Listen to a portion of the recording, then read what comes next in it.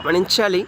దేవుని యొక్క మాటలకు ఎంతగా ప్రాధాన్యతనిస్తామో, ఎంతగా విలువిస్తామో మన జీవితంలో అంతగా దీవించబడతాం, అంతగా ఫలిస్తాం, అంతగా ఆశీర్వాదాన్ని పొందుకుంటాం. ఒకసారి ఆలోచన చేద్దామండి.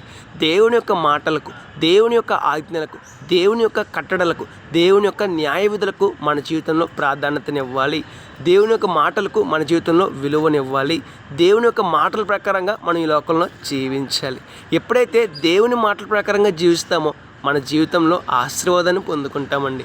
మనము దీవించబడతామండి, మనము ఫలిస్తామండి. ఒకసారి ఆలోచన చేద్దాము, మన జీవితాన్ని మార్చుకుందామండి.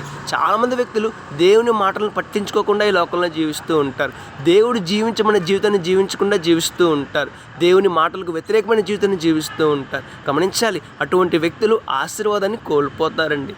మరి మన జీవితం అలా ఉండకుండా జాగ్రత్త పడదాం. మన జీవితంలో జీవిస్తున్న ఆ యొక్క జీవితంలో దేవుడు చెప్పినట్టుగా జీవిద్దాం. దేవుని మాటలకు ప్రాధాన్యతనిస్తూ విలువనిస్తూ జీవిద్దాం. దేవుని న్యాయ విధుల ప్రకారం జీవిద్దాం. దేవుడు చెప్పినట్టుగా జీవిద్దాం. పరిశుద్ధంగా జీవిద్దాం, నీతిగా జీవిద్దాం. అందుకు ఫలితంగా శ్రేష్టమైన ఆశీర్వాదాన్ని, శ్రేష్టమైన దీవెనలను, శ్రేష్టమైన ఫలింపును పొందుకుందాం. May God bless you.